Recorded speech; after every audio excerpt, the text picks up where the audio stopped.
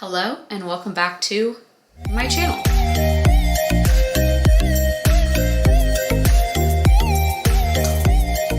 So today I really want to cover how to find your maintenance, how to know if you're in maintenance or if you're in a surplus or in a deficit, and how to adjust things from there to make sure that you are on top of your goals. This is a question that I commonly get on Instagram, and I know it's highly requested and highly questioned because are macro calculators decent and will give you a rough estimate?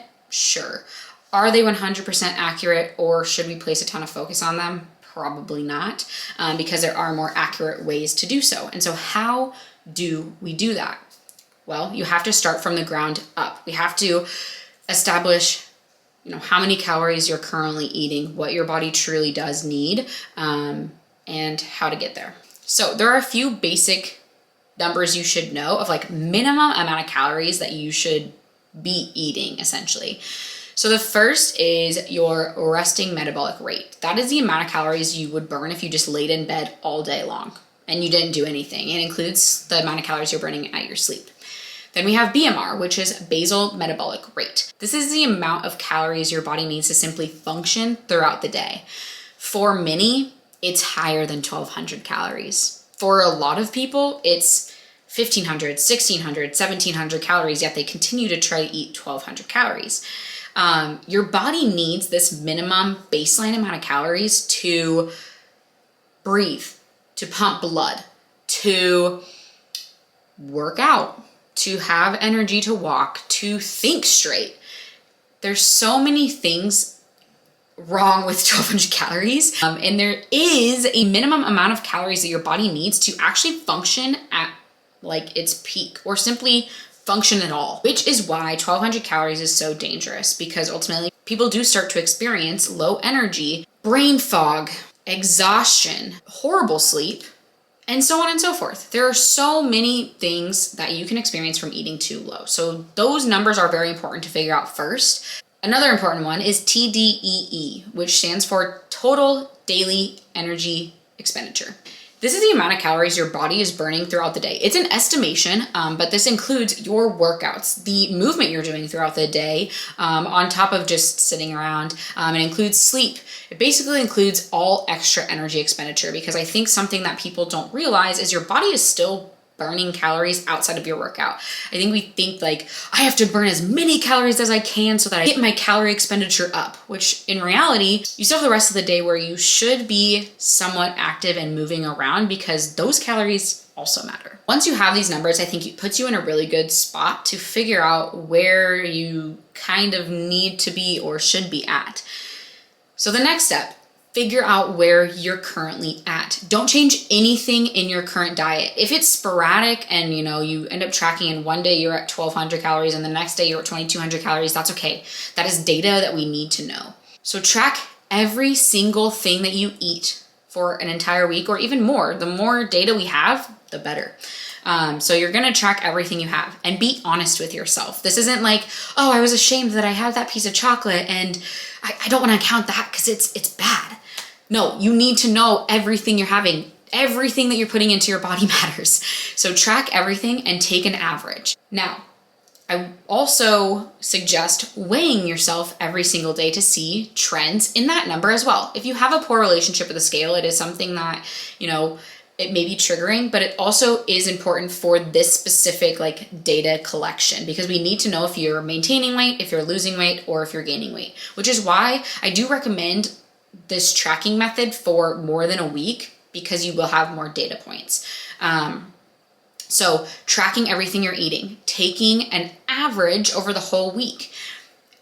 Same thing with weight. Now, if you on average were maintaining weight roughly within 1 to 2 pounds throughout the week, then you probably are eating at around maintenance. This is also why it's probably important to do longer than a week, so you have some more data points to follow. But if you were slowly, sustainably losing weight throughout that time period, you probably are in a deficit or even a slight deficit. And then the opposite. If you were steadily gaining weight, you probably are in a little bit of a calorie surplus. So that's how to figure out where you are now. Another important consideration to remember is I think a lot of people think they're eating a lot less than they are.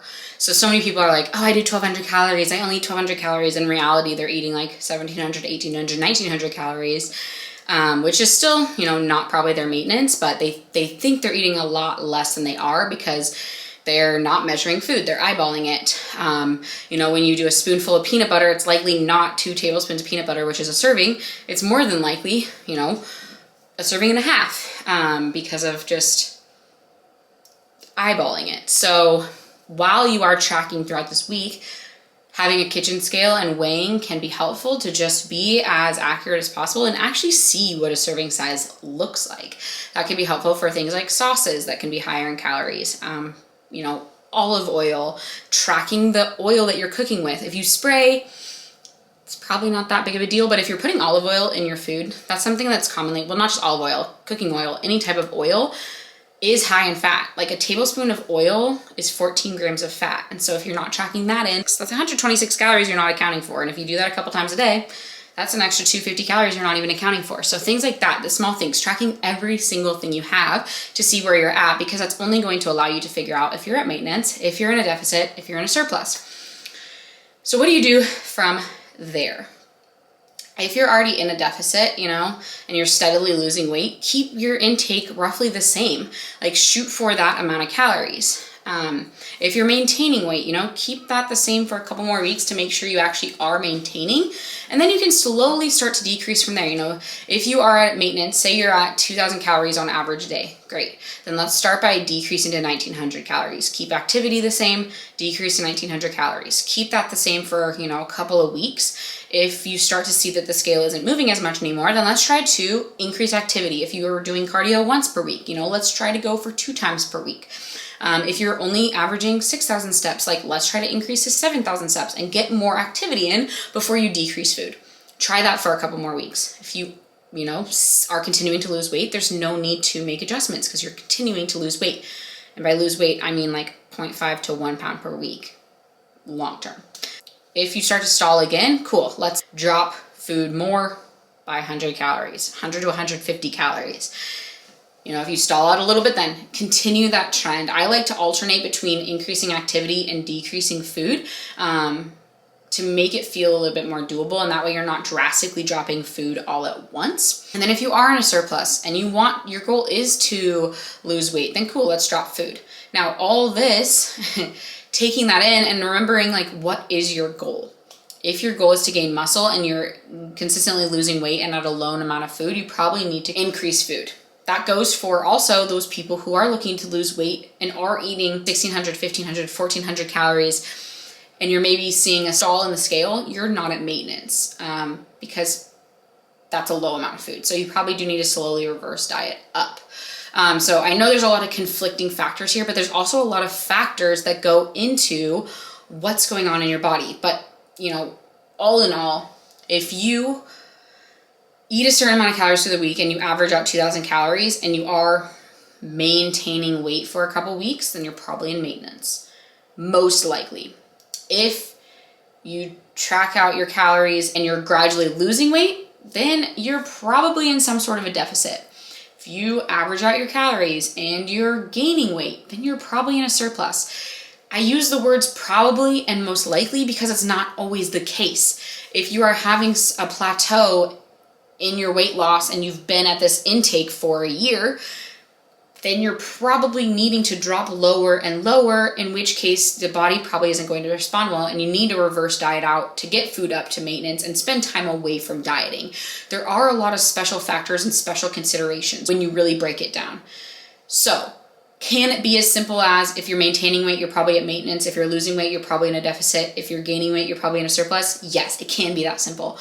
But at the same time, for those of you who have been chronically dieting over the years and jumping from fad diet to fad diet, there are special considerations that need to be made, in which case you may need to hire a coach or a registered dietitian or get some professional help so that somebody that is educated in this field can help you in reaching your goals. Now, you may not reach your goals in a month or a year because your body needs time to readjust and reset metabolism and get to a healthy hormonal level.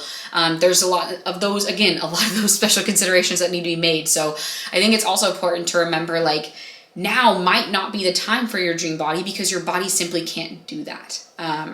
And that's a really hard thing for people to hear, like, hey, you've been eating 1,400 calories and you actually have been doing that pretty consistently for a year now. Like, no wonder your body isn't losing weight. Your body has adapted to that, and it's recognized 1,400 calories as maintenance, even though 1,400 calories isn't maintenance for anybody, cut and dry, unless you're 3 years old.